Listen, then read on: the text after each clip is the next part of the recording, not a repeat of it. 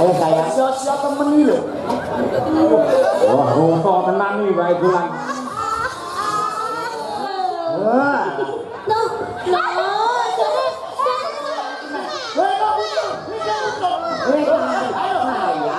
Sayang.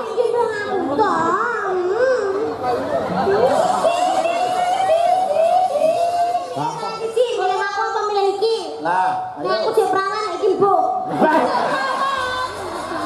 Lahli apa to? Kurang nyangoni. Nggih. Sampeyan sapa, Mas?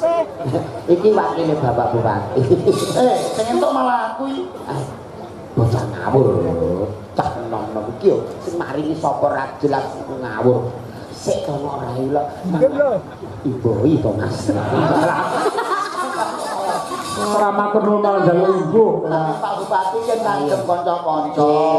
Ayo, nyuwun sewu namung gojek ning wong gedhe niken pancen nggih bocah.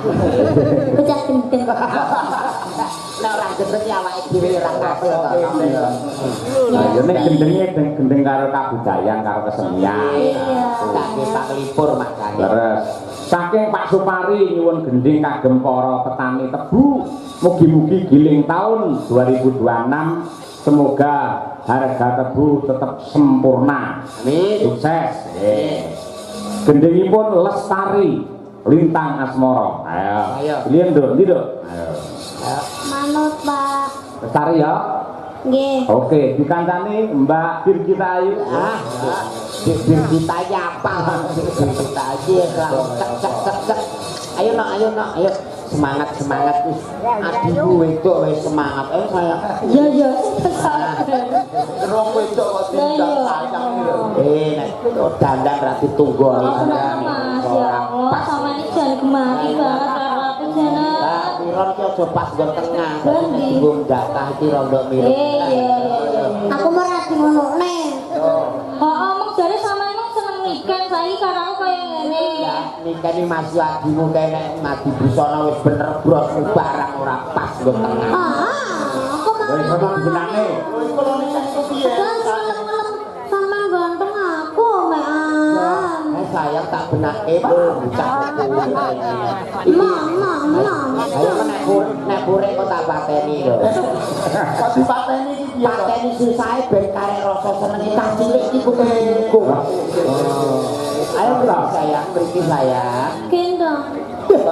Ngene iki lho. Kandhane iki malah sentuk bejo sampean iso gendong nikah lho. Gede kok nyuwun gendong ya. Lah rasane kaya ape derek lori ya. Ayo sayang. Sia-sia temen iki lho. Wah, roto tenan iki wae bulan. Mas Jola, aku ya pengen digendong. Ayo. Alah wis iso pipis dhewe kok Aku gendong. ya pengen sama iku duadil. Wah. Tuh, jare aku tak.